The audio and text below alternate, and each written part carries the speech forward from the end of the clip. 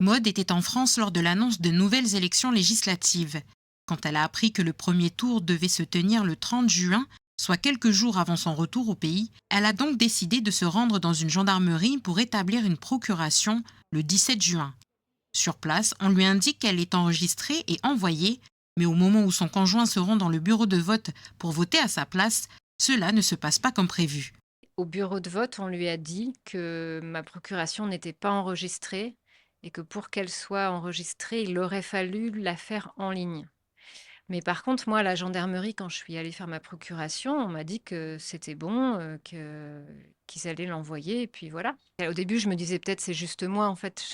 Je me disais bah j'ai pas de chance, il y a un truc qui a pas marché et puis c'est sur moi que c'est tombé.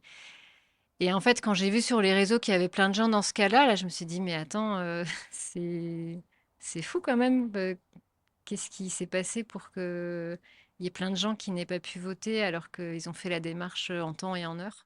Une incompréhension partagée par Yvette. Si elle réside au Mont-d'Or, elle vote habituellement sur la commune de Marais, d'où elle est originaire.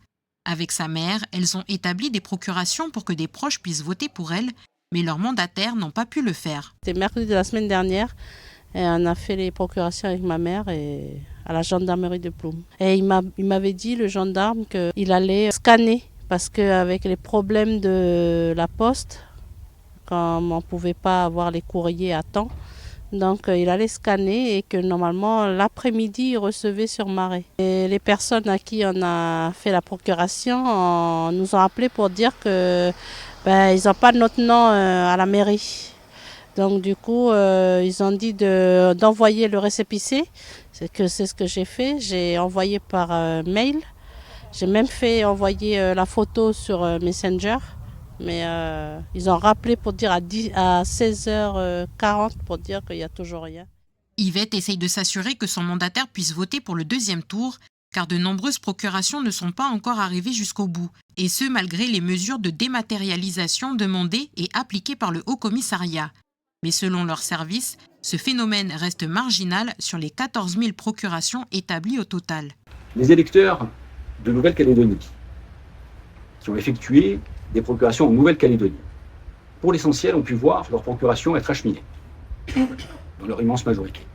Effectivement, sur les 14 000 dont on parlait tout à l'heure, il est possible, mais cela aurait été le cas, quelle que soit l'élection, que quelques procurations, quelques dizaines de procurations n'arrivent pas, parce qu'il y a un défaut d'adressage, parce qu'il y a un défaut de transmission, ce genre de choses-là. La grande partie des défauts relevés pour ces procurations qui n'ont pas été acheminées étaient des procurations établies effectivement hors du territoire de la Nouvelle-Calédonie et à destination du territoire de la Nouvelle-Calédonie. Le Haut-Saria va solliciter le ministère de l'Intérieur pour sensibiliser les bureaux de recueil de procuration afin qu'ils privilégient la voie dématérialisée.